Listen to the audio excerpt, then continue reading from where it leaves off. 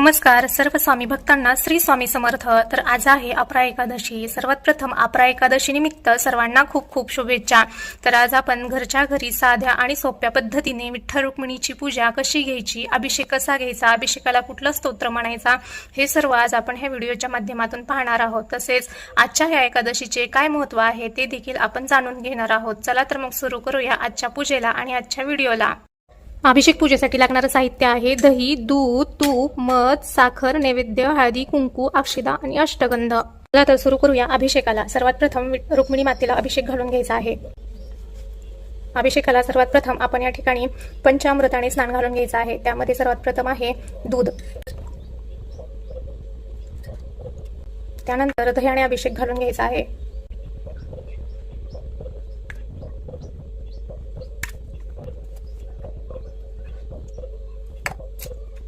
त्यानंतर तुपाने अभिषेक घालून घ्यायचा।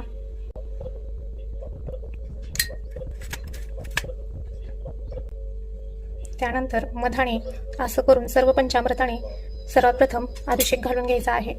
त्यानंतर मूर्ती स्वच्छ धुवून घ्यायची आहे।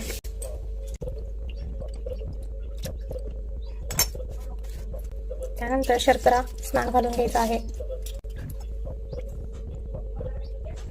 त्यानंतर या ठिकाणी रुक्मिणी मातेला श्री सुक्ताने ह्या स्तोत्राने अभिषेक घालून घ्यायचा आहे। श्री सुक्त हे अतिशय महत्त्वाचं स्तोत्र आहे। तसेच श्री सुक्त हे माता लक्ष्मीला अतिशय प्रिय असं स्तोत्र मानलं गेलं आहे। चला तर आपण रुक्मिणी मातेला श्री सुक्ताने अभिषेक घालून घेऊयात।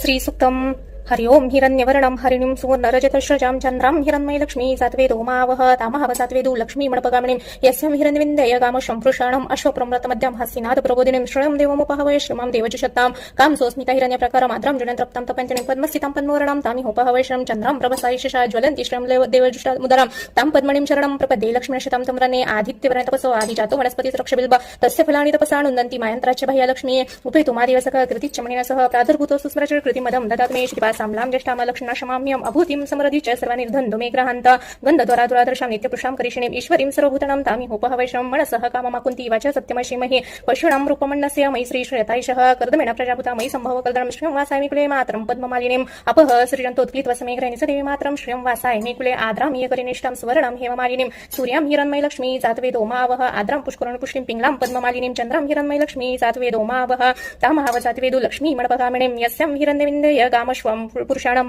यः शुचि प्रयन् भूत्वा जुह्यादज मणवहं सुक्तं पञ्चदशं च श्रीकामं सततं जपेत पद्मानने पद्मरू पद्माक्षि पद्मसंभवे तन्मे भस्ति पद्माक्षेण सौभाग्यमलभाभ्यं अश्वदाये गोदाये दन्दाये महाधनं धनं मे लभता देवी सर्वकामाश्च देहि मे पद्मानने पद्मे पतिपत्र पद्मप्रियफलाद्राक्षि विश्वप्रिय विष्णुमुनकुले तत्पद्म ईशान्यधस्तां पुत्रपौत्रं धनं धन्यं हस्वाश्वादिविरतं प्रजानां भवसि माता युष्मतं करोतु मे धनं अग्निं धनं वायुं धनं सूर्यं धनमसं धनं इन्द्र बृहस्पति वरुणं धनमसमे वेणन्ते सोमं पिब वृत्तः सोमं धनस्य सौम्याणो मह्यं तदादु सोमिनः क्रोधच्छमाश्रयं नो लुगुणाशिमावती भवन्ति कृत्पुण्यानां भक्तानां श्री सूक्तं जपेत सरसिजनिलये सरजसे धवन्तरा सुगन्धमल्लशुभे भगवती हरिवल्लभे मणुन्ये त्रिपुणे भूतिकृप्रसन्मय्यां विष्णुवन्ति क्षमादेवी माधवी माधवप्रियं लक्ष्मीप्रिय सखीदेवी नमामि अच्युतवल्लभां महालक्ष्मी च विद्महे विष्णुपन्ती च धीमहि तन्नो लक्ष्मी प्रचोदयात् श्रीवत्सस्वम् आयुष्यम् आरोग्यं विधानं शोभिमानं मयते धान्यं धनं पशुभूपुत्रलाभं शतसंवत्सरं दीर्घमायुं श्री सूक्तम्।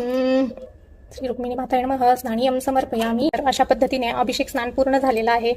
अभिषेक स्नान झाल्यानंतर मूर्ती स्वच्छ पुसून घ्यायची आहे।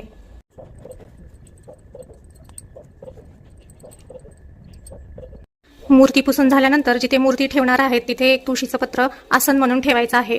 या पद्धतीने तुळशीचं आसन या ठिकाणी ठेवून द्यायचं आहे व त्यावर मूर्ती ठेवायची आहे।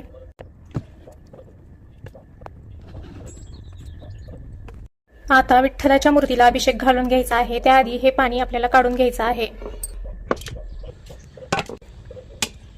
रुक्मिणी मातेला ज्या पद्धतीने स्नान अभिषेक घेतलं होतं त्याच पद्धतीने विठ्ठलाला देखील स्नान आणि अभिषेक घालून घ्यायचा आहे। ज्या पद्धतीने आपण रुक्मिणी मातेला स्त्री सुक्ताने अभिषेक घातला होता त्याच पद्धतीने विठ्ठलाला देखील पुरुष सुक्ताने अभिषेक घालायचा आहे। हरि ओम सहर्ष शीर्षा पुरुषः सहस साक्ष सहस्रपात सोभूतो विश्वतो वत्यस्तिशांगुलिं पुरुषे वेदे सर्व एतभूत यच्च भव्यम् उताम्रतस्य क्षणो यदनन्तिरोति एतावानश्च महिमो आतुजायश्च पुरुषः पादस्य विश्वभूतानि त्रिपादसम्रतं त्रिपादूतौ ते पुरुषः पादस्य भवत पुनः ततो विश्वोत्वेतक्रमा शासनाशनयाभि तस्मान्वयजयतो विराज आदिपुरुषः स जातो अन्तरिक्षत् पश्चाद्भूमिमतो पुरो एतपुरुषेण विषा देवयज्ञमतन्वत वसन्तोऽस्य सिद्रजं कृष्णमिद्धं शरद्धर्ये तं यज्ञेन भ्रशुप्रोक्षं पुरुषं जातमग्रह तेन देवायजन्त्य साध्य ऋषेचे तस्माद्धन्यात सर्वभूत सम्रत्तं प्रशत कांचम पशुंताम चक्रवायव्य नाराण्य ग्रामश्चये तस्माद्धन्यात सरहूत रुचसामाणि जनिरे छन्दासि जनरे तस्मन्धजुस्तस्माद् जायत तस्मन्दश्वाजयन्ते किचोभयादत गावोह जनरे तस्मन्जाता जावत एतपुरुषेण वेतिदा कथिता विकल्पना मुख किमस्य को भाऊ कौर पादोच्यते ब्राह्मणस्य मुखमासीत् बहुराज्येन कृतः उर तदस्य दविश्यं पदभ्यं शूद्र अजयत चन्द्रमामन् सुधाचि चक्षो सूर्यो अजयत मुखादिगणा गणिश्च प्राणद्वैरजयत नाभ्यान्सिदन्तरिक्षं शीर्णोध समवर्ततं पदभ्यं भूमिदिशं श्रोत्रान्तत लोकान् कल्पयं सप्तस्य परिधः स्त्रीः सप्त समिधकृता देवा यज्ञन्तन्मणा भग्नं पुरुषं पशुं यज्ञनियज्ञमयजन्त देवस्थानि धर्माणि प्रथमान्यासनं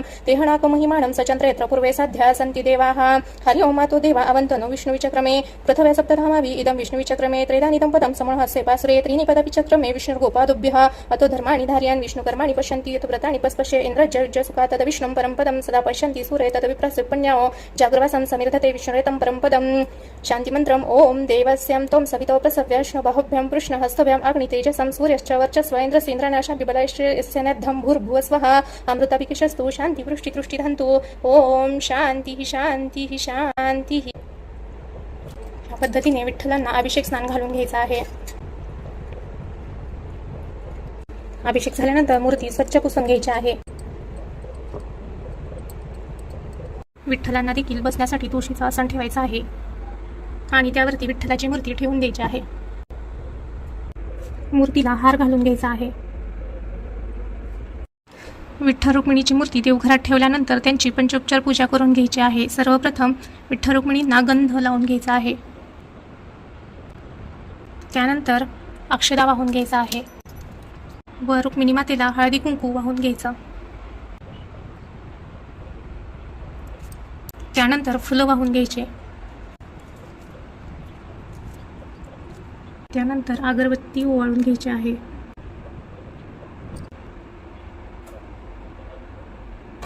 देवांना अगरबत्ती ही नेहमी अर्धचंद्रच ओवाळायची आहे।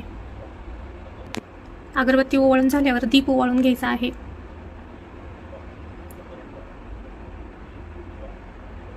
तुपाच्या निरंजनाने दीप ओवाळून घ्यायचा आहे। त्यानंतर नैवेद्य दाखवून घ्यायचा आहे। नैवेद्य दाखवण्यासाठी खाली भरीव चौकोन पाण्याचं करून घ्यायचं आहे आणि त्याच्यावरती नैवेद्याचं ताट किंवा जे काही नैवेद्य असेल तो ठेवायचा आहे। त्याच्यामध्ये एक तुळशीपत्र टाकायचं आहे। तुळशीपत्राने नैवेद्य दाखवून घ्यायचा आहे।